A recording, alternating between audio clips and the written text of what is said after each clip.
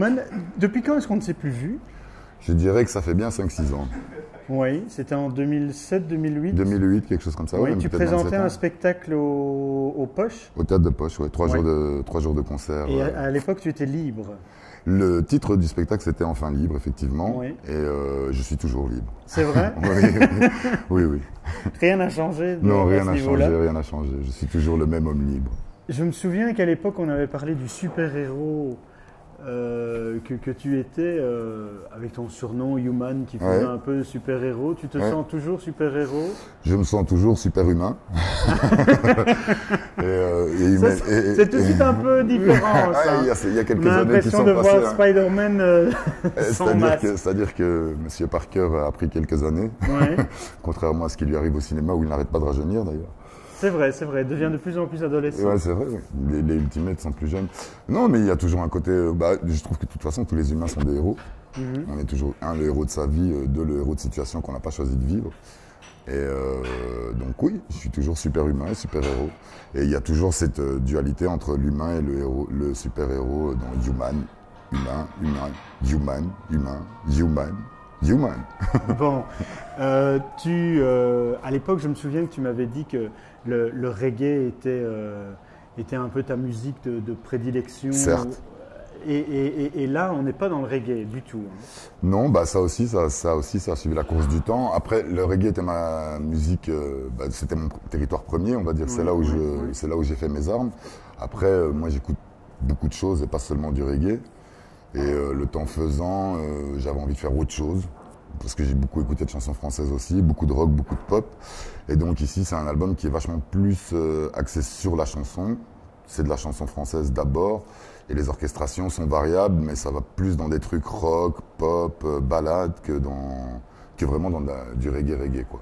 L'album parle de quoi? L'album parle d'amour et d'amitié. Oui. C'est-à-dire que la moitié des chansons parlent d'amour, l'autre moitié parle d'amitié, à travers des biais différents. Il y avait quelque chose dans ta vie qui fait que il fallait parler de...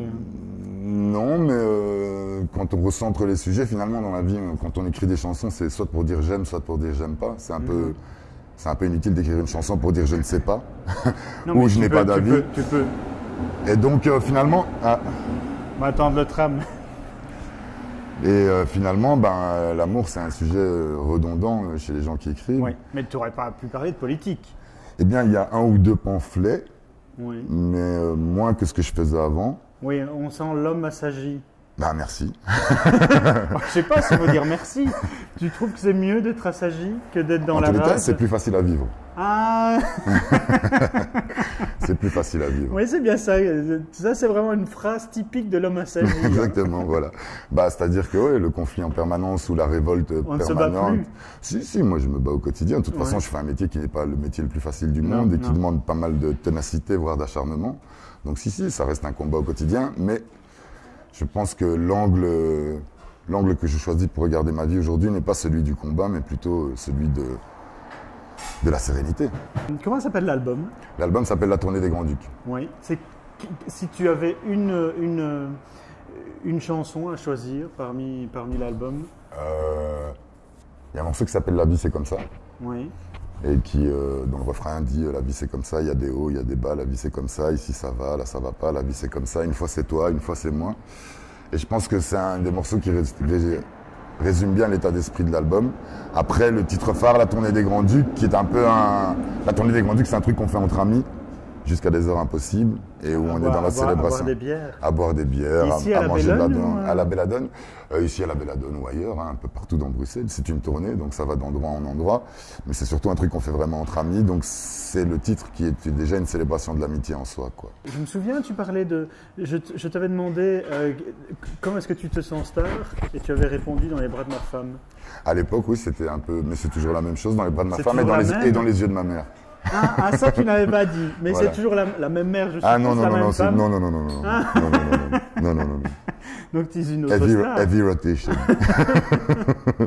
Il y avait une question à laquelle tu n'avais pas voulu répondre il y a quelques années d'ici, donc je vais te la reposer. Quelle est la vedette la plus poudrée? La plus poudrée de toutes les vedettes? Oui.